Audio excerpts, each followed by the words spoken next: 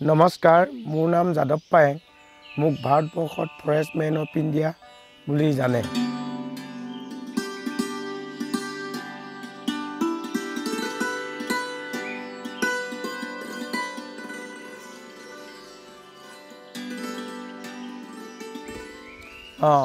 মোৰ সেইটো মনৰ ভাৱটো এনেকুৱা আছিল, এইজোপা গছ শুকান খৰিত মানে পচা খৰিত ওপৰত বহি আছিল আৰু মই ভাবিলোঁ গছটো এই পচা খৰিটো ক'ৰবাত লাগিব, সি মৰি থাকিব, তাতকৈ ইয়াত পুতি থ'লে গছটো ডাঙৰ হ'লে ভাল লাগিব, সেউজীকৰণ হ'ব। সেইকাৰণে এইটো ইয়াতে বহুৱালোঁ, ইয়াতে সি ডাঙৰ হ'ল।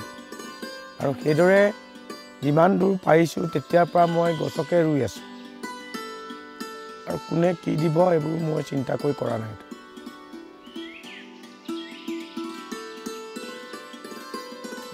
প্ৰথমতে এই পুলিটো উঠি আহোঁতে নদীত তেতিয়া ইয়াত বালিত পুতিছোঁ।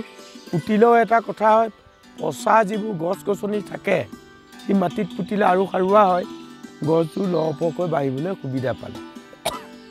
এইটো গছ আপোনাৰ 7 ফুট 8 ফুট দীঘল আছিলে, পচা যদিও। ইয়াতে বালিত পুতি থৈ দিলোঁ, মাজতে আছিলে আৰু এইটো হৈ গৈছে। এই গছৰো সাৰুৱা হ'ল আৰু যিখিনি ডাঙৰ দীঘল হৈছে ফটাফট ডাঙৰ হোৱাৰ কাৰণে ইয়াক গৰু ম'হে এটেক কৰিব পৰা নাই, জীৱ জন্তুবোৰে ডাঙৰ হৈ গৈছে আৰু বেছি এতিয়ালৈকে ডাঙৰ দীঘল হৈ গৈ আছে। আৰু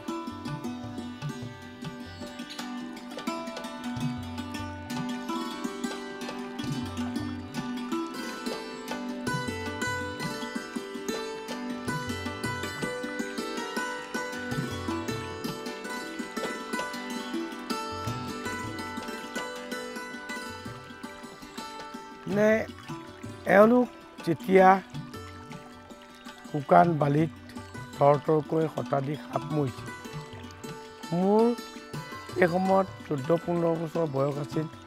মোৰ বেদনা লাগে। গোলকীয় উষ্ণতা বুলি কোৱা নাই, প্ৰখৰ ৰ'দৰ তাপত সেই সাপবোৰৰ মৃত্যুবৰণ কৰিছিল। তাৰবাবে অন্তৰত দুখ সোমাই গৈছিল যে আমিওতো এনেকৈ মৰিব লাগিব। সাপ নমৰিবৰ কাৰণে কি ব্যৱস্থা কৰা হয় সেইটোৱেই মেইন কথা। সেইকাৰণে আমাৰ আইতা ককা দেউৰী সম্প্ৰদায়সকল আছিল, তেওঁলোকসকল যে তই সাপ নমৰিবৰ কাৰণে বিশ্বৰ আটাইতকৈ ওখ ঘাঁহটো ৰু। সেইটো হৈছে, মই তেতিয়া বুজি পোৱা নাই, তেতিয়া তেওঁলোকে বিশ্বৰ আটাইতকৈ ওখ ঘাঁহটো বাঁহ ৰুলে ছাঁ হ'ব, ছাঁ হ'লে সাপ নমৰিব, তই গছপুলি ৰুই গৈ থাক।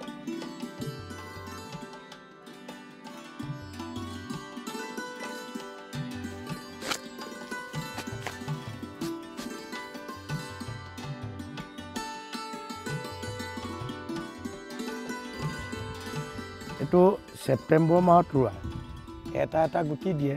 সেই গুটিটোত মানে থাকে কিমান, 4-5টা গুটি থাকে। সেইকাৰণে এই গুটিটোৰ পৰা 4-5টা গজি আহে।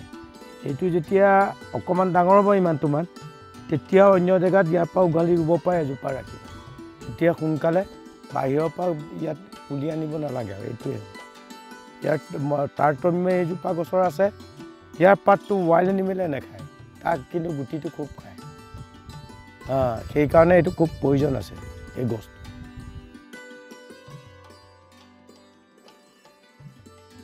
যিমান দিন থাকিম মই, তো অকল ভাৰতীয় ছাত্ৰ ছাত্ৰী বুলি নহয়, পৃথিৱীৰ ছাত্ৰ ছাত্ৰীৰ লগত থাকি পৰালৈকে গছ পুলি ৰোৱা, জীৱ জন্তু ভাল পোৱা, চৰাই চিৰিকটি পাৰ পোৱা, এই পৃথিৱীখনক ভাল পাবলৈ শিক্ষা দিয়াটো মোৰ কাম আছে।